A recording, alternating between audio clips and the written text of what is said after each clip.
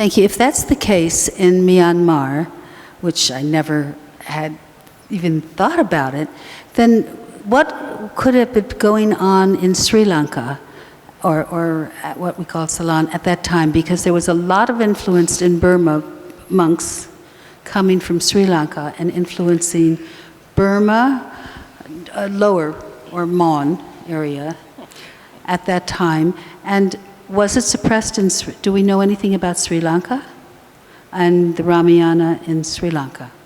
Thank you much for giving me a subject to work on. We have overlooked that point. But I think it would not be dissimilar to Myanmar. Sorry, sir. My question is about the head dressing that so many of them seem to wear. It looks like a stupa to me, and I seem to have seen that in murals in Watts being worn by royalty in their royal settings with the concubines and so forth. So could you expound on the history of that, and was it depicted in gold, and did the royals get it from the Ramayana, or did the Ramayana take it from Sukhothai art history motifs? Well, what you think it looked like a spy is in fact is the Siamese crown. Well, if you look at televisions on the 4th of June, you will see Rama the 10th is crowned with this headdress or the crown of the Siamese crown. So the Siamese crown basically would refer to the principle in the character of royalties. And the royalty would have a different type of crown. And of course, the demons also have kings, and the monkey also have king. So there are demon type crowns and the monkey type crowns. So the whole of the Thai Ramayana, or the 4 requisites that we talk about, they spell out exactly what each character crown should look like. So you can tell at once who is who, just by the look of the crown. Laksana crown is different from Rama crown. And the Rama going into the forest crown is different from the Rama crown sitting in the palace. It's minute detail, the difference. Basically, it's to differentiate your hierarchical scale in society. Interesting. And how old is the Ramayana? How far back is there any depiction of the story? In India, and of course we have to go back to India.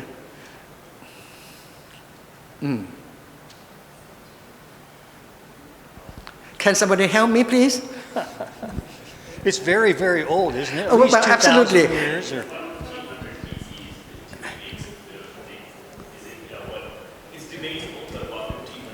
1500 BC. No, but the actual representation. Yeah, that's what I'm figuring out.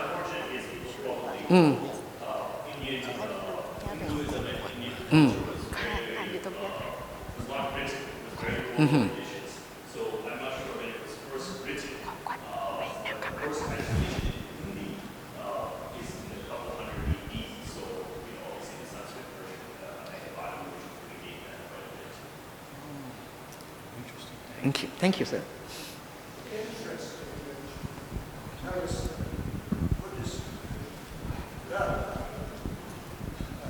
It's interesting that you point out that for several hundred years, the Buddhist religion had such a hold on people's lives in Burma for as long as you said it did, several hundred years.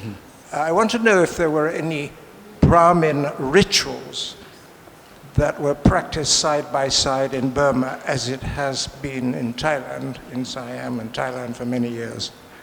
Did they have Pram or Brahmin rituals? I think so. Right. Because you see on the depictions that there were people dressed as an ascetic. So probably there would be too.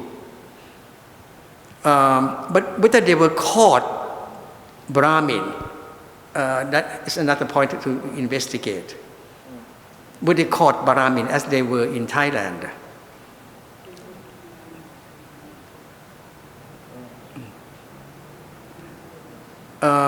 Actually, to be topical, the present king has revived a lot on the importance of the court Brahmin. You can see the coronation ceremony is, he brought in and emphasized on the court Brahmin role in the ceremony, more so than in the past. Yes, sir. Just, since we're talking about the impact of Buddhism on the Ramayana, very interesting distinction between the Hindu Ramayana and the Thai Ramakien is the role of Hanuman. So in Hindu beliefs, Hanuman is a bachelor, was a bachelor, and it's a very important point that he is a bachelor. Versus in the Ramakien, he's shown to be a bit of a playboy figure. He gets married, and actually very interestingly, so Hanuman is revered as a god in India. So recently we had the Kon performed in India. And we had to make it a point that not to emphasize that Hanuman, is a playboy figure married. So I had a chance to ask somebody where that distinction came from, and at least that scholar's understanding was that the Buddhist monks introduced that element into the Ramakien to lower its status from a religious text to that of just a good story, so that it took away the influence of Hindu Ramayana on Buddhism at that time. So just an interesting point. Well, thank you very much. That I would buy that. Yeah. Thank you very much. This is a very good point. Well, to make Hanuman a womanizer, and we can enjoy his womanizing, is better than to be suppressed at all. Thank you, sir. Oh, you see, to be a god, you have to be what they call celebrate, of course.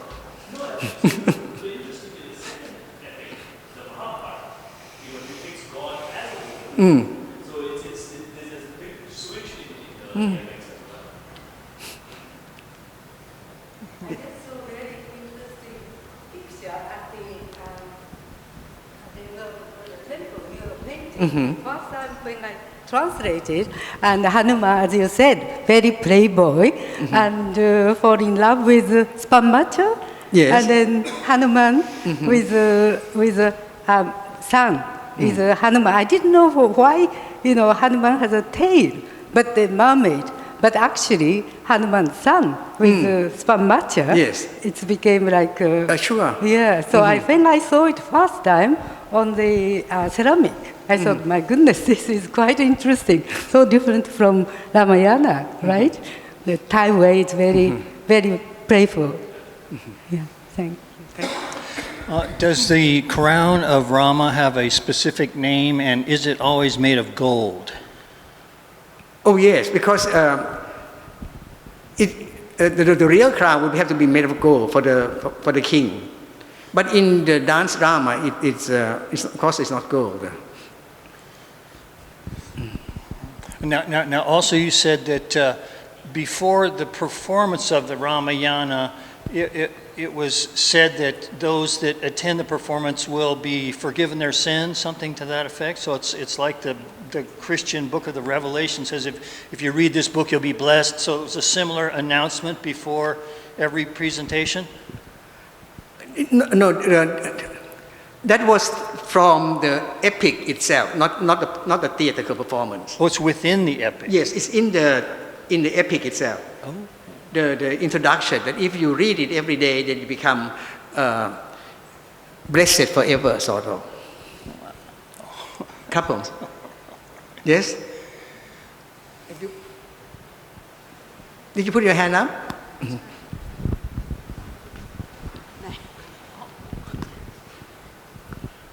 Oh, sorry. My question is, if the Ramayana was actually suppressed by the clergy to the extent that you described, then why exactly were these stone reliefs placed in one of arguably the most significant pagodas to Burmese Buddhism, and why was it even put in a pagoda at all if Ramayana was anything to do with Hinduism or regarding the Ramayana was suppressed by the Buddhist monks? No, it has nothing to do with Hinduism. It's just the contents of it, the story, that you can have more than one wife, and then you have your own wife, and then you abduct somebody else's wife, that sort of things that they don't want to be talked about. I'm sure it exists in the society, but they just don't like to talk about. So.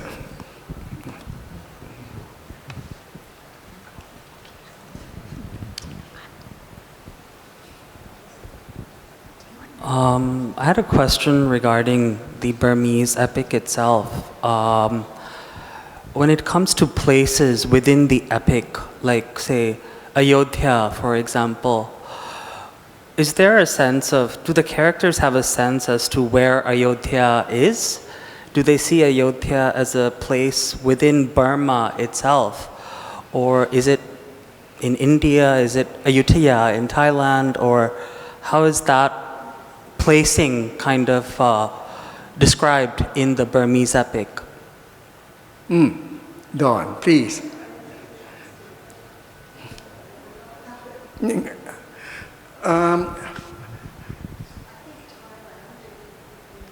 For instance, you see, I think that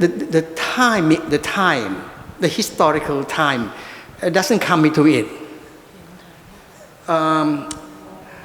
It's the topical or current to bring it closer to you, which is more important. That's why you see people lacking cannons and bayonets and all.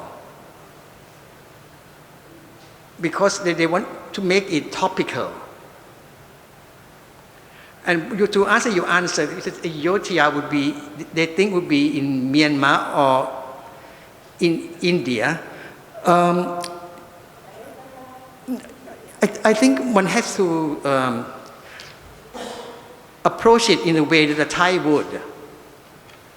The Thai, at one time, the Buddha would come to visit Thailand, as we all know. And also, keep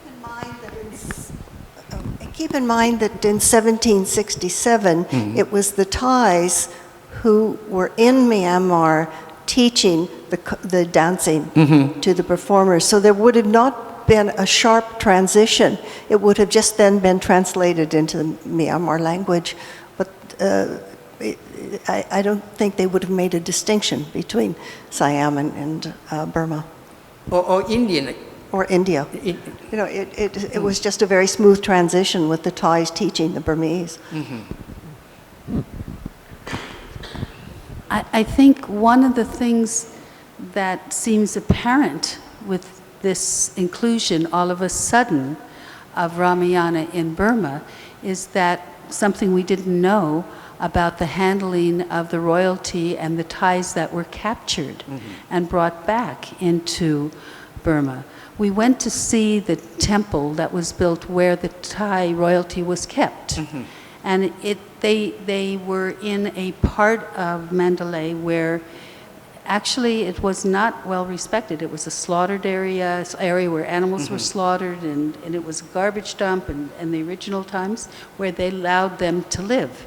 So it was disrespectful. And yet, what we're hearing today is that the culture and the artisans who could do this kind of work must have been appreciated in some way and allowed to perform and were valued, which we never knew about before, so that this kind of expression of the Ramayana could be done.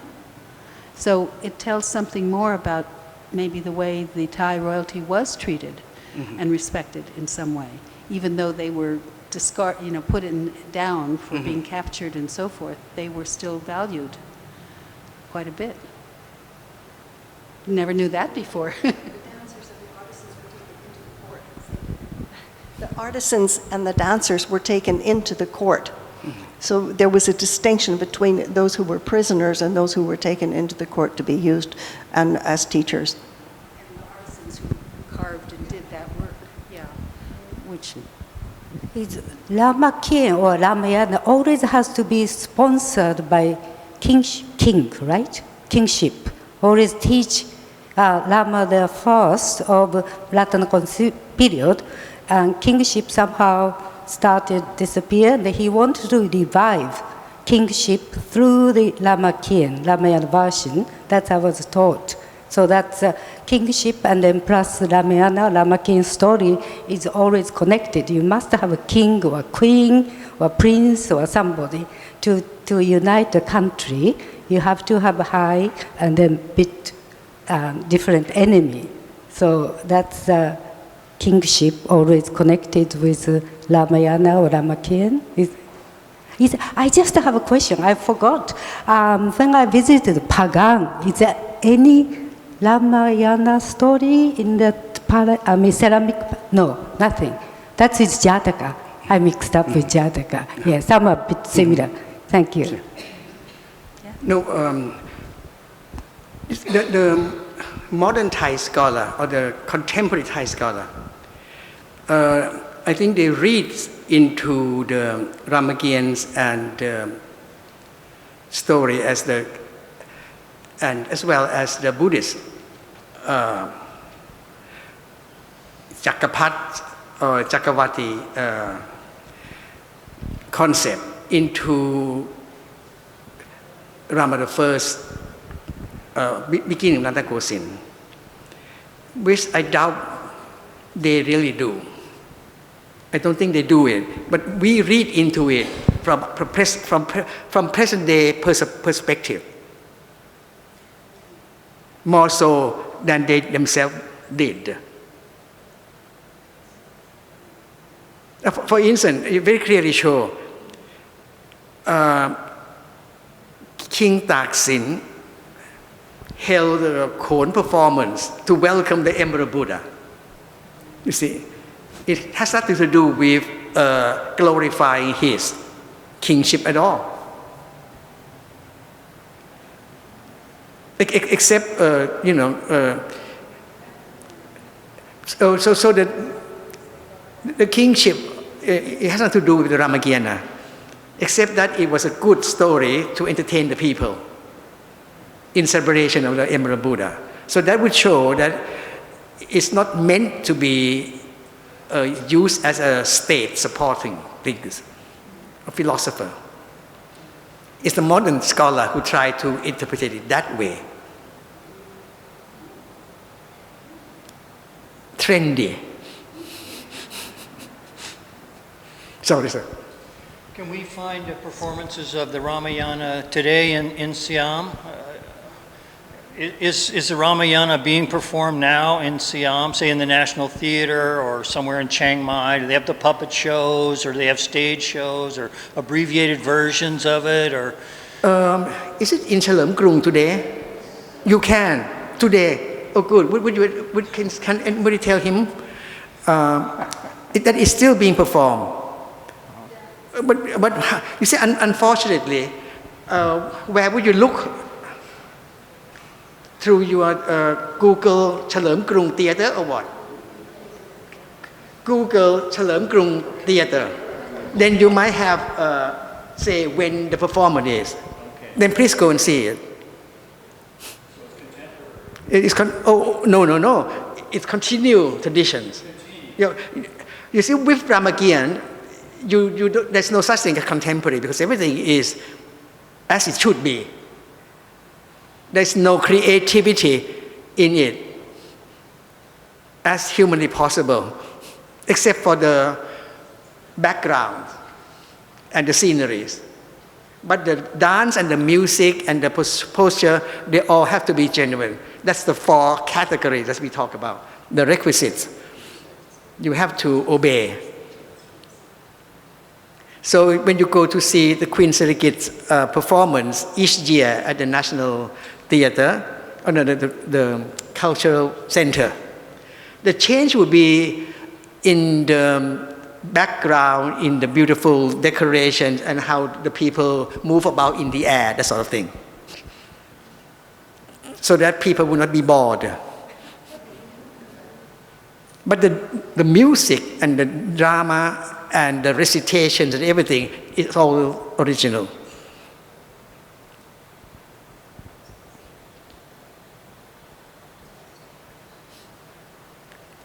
Any more questions?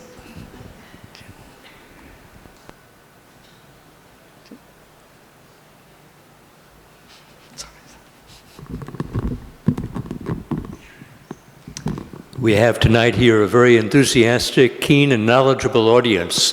You have stimulated a lot of questions, and I think you've left us with a lot of new knowledge and a lot of new thinking about the Ramayana in the 2 countries. Thank you very much, and we have a small gift as a token of our appreciation for your talk.